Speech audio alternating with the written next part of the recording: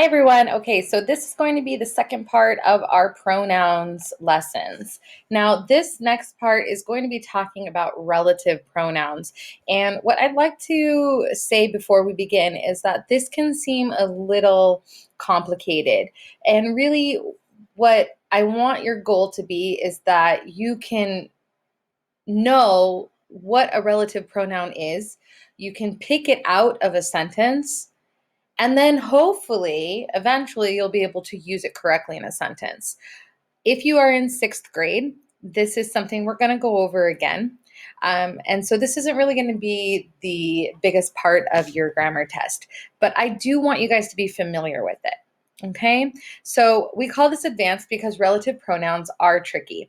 They're the type of pronouns that a lot of English speakers make mistakes with. All right, so what are relative pronouns? Relative, like you have relatives that are related to you, right? Show a relationship between something. Relative means it's showing a relationship between two things. So these are the types of pronouns that are used to refer to or clarify specific nouns. So they refer to a specific noun and they give us more information about that noun. So the relative pronouns are who, whose, whom, that, which, whoever, whichever, and whomever. So we really have a lot of variations of who, whom, which, and then we have the relative pronoun that. They further describe a noun. So you'll have the noun, and often the relative pronoun will follow right after it, or it could come before it, but more often than not, it follows right after. Okay, they do help to start descriptive clauses or phrases, but we haven't gone over what a clause or a phrase is just yet. So I don't want you to worry so much about that. All right, let's go down to our examples. So we're going to have the noun that's being described underlined, and then the relative pronoun, and therefore the relative clause and phrase, is going to be in purple. So by the relative clause and phrase, I mean all of the words after the relative pronoun. So let's look at the first one here. I voted for the candidate who had the most experience. We have the noun being described as candidate, and the clause that is giving us more information about the candidate starts with the relative pronoun who, and it's who had the most experience. So who's the relative pronoun, and then the entire clause is had the most experience. So again, this purple portion is giving us more information about this candidate. I voted for the candidate. I could stop it there, but maybe that my listener would like more information. So I'm telling them I voted for the candidate who had the most experience. All right, number 2, the dog that won the show got a blue ribbon. Again, I can take out that purple portion completely. I can say the dog got a blue ribbon, but then my listener says, which dog? And what are you talking about? So to give more information about the dog, I'm adding in the relative clause that won the show. Number 3, I ate the movie theater popcorn, which was drenched in butter. Again, I could stop my sentence at I ate the movie theater popcorn, but maybe I want to make it more interesting. Maybe I want to use some imagery. I want my listener to taste what I tasted by using their imagination. So I add in a relative clause, which was drenched in butter.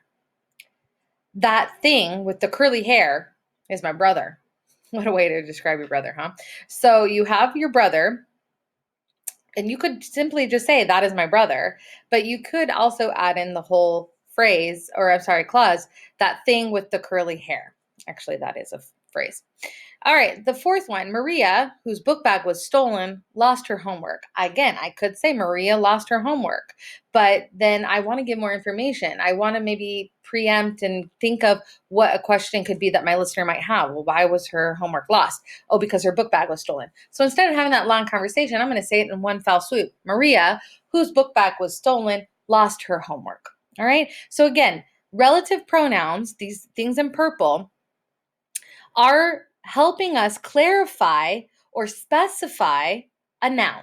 Okay, that's why we call them pronouns, because technically they are replacing the noun in that they're giving us more information about it. All right, warning, there are going to be grammar errors ahead, and they're going to be grammar errors that you don't know that you make on a constant basis. All right, so here is your common grammar error using which versus where, when, and why. All right, which is a very misunderstood pronoun.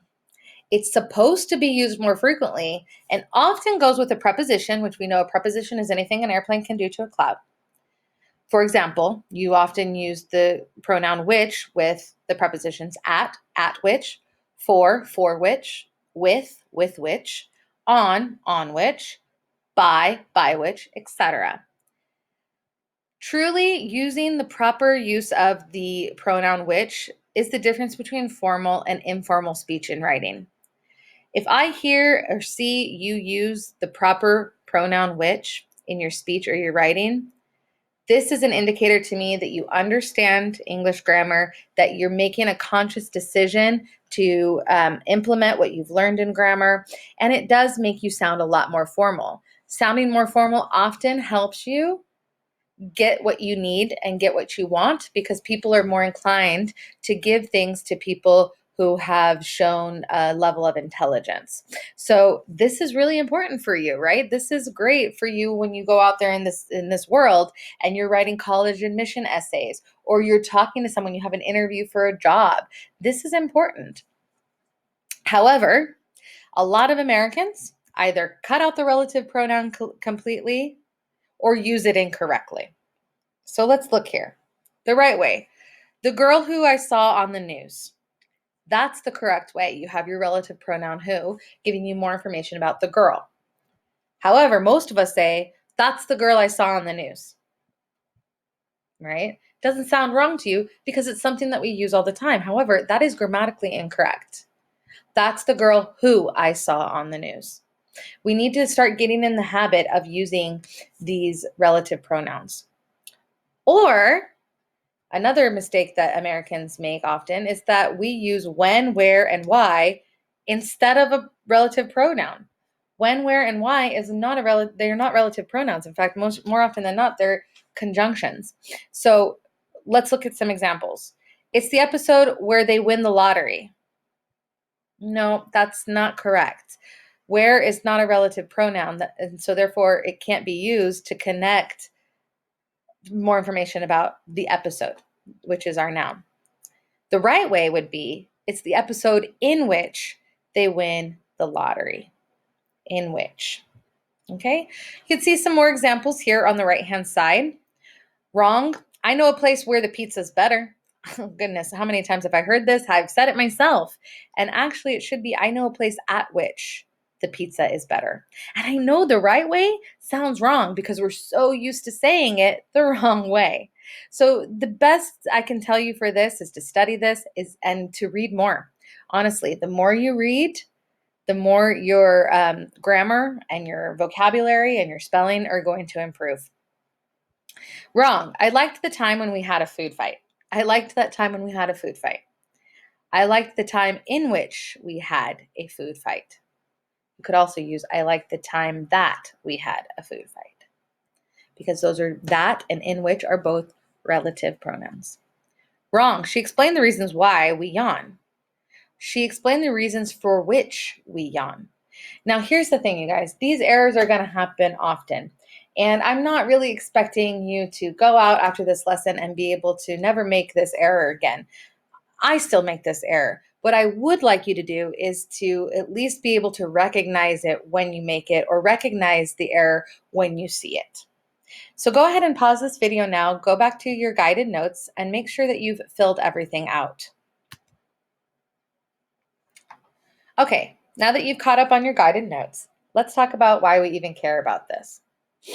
Who cares? Why is Ms. Shepard teaching us about relative pronouns? Well, that's because later on this year, we're going to learn about punctuation, and part of the punctuation unit is learning about using commas correctly. When that starts a relative clause or phrase, it doesn't get a comma, okay?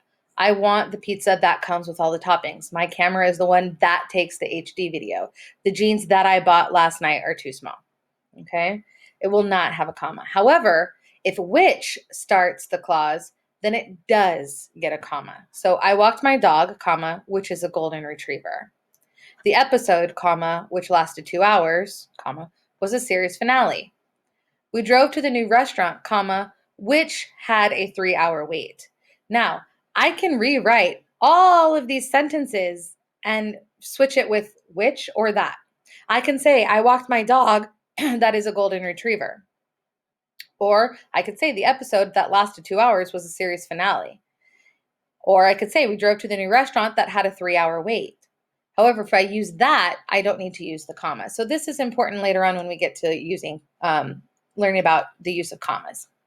Human versus non-human, that versus who. Humans always get a who, and non-humans, including animals, get a that or a which. I called my aunt, who gives great advice. She lost her cell phone, not a human, so we say which is expensive to replace, or I could also say that is expensive to replace. His shoe, not a human, that keeps breaking, or his shoe, which keeps breaking. The photo album is the one item, non-human, that she doesn't want to lose. This is a small detail, but you're going to see it on like your STAR tests, on your high school entrance exams and things like that. And it also makes you sound smart to know the difference between using that and who. Reason number 3, relative clauses are a type of modifier. We are going to get into clauses and phrases, I believe this year, if not next year. And so you will need to understand or be able to recognize what a relative pronoun is. You do not at this point need to be able to tell me what a relative clause or phrase is. However, you need to have that foundation of being able to say, oh, I know that who and which and that and whomever and whoever are relative pronouns. That's the important part that I want you to take away from this, because eventually we're going to be building on that later. All right, so I'd like for you guys, you have this on your guided notes, so I'd like for you to use a pen or a pencil, or if you're keeping the guided notes digital, have your screen split so that you can go ahead and identify the relative pronouns and their clauses and phrases. So do the best you can with the clauses and phrases. If you can't identify the clause and phrase, that's fine. Just focus on identifying the relative pronoun in sentences 1 through 6. So go ahead and pause the video now and identify the relative pronouns. If you can push yourself, try to identify the clause or phrase that follows it. Okay, so let's see what you guys came up with. So in number 1, the runner who won the marathon trained for years. Your relative pronoun is who. You could have highlighted or underlined the entire clause, which is who won the marathon, if you understand that. If you don't, that's fine. Who is what you are asked to do. And it is modifying the noun runner. Number 2, the next president, whoever the people elect, will have to do a lot. Whoever is your relative pronoun, and it is connecting or it is related to the noun president.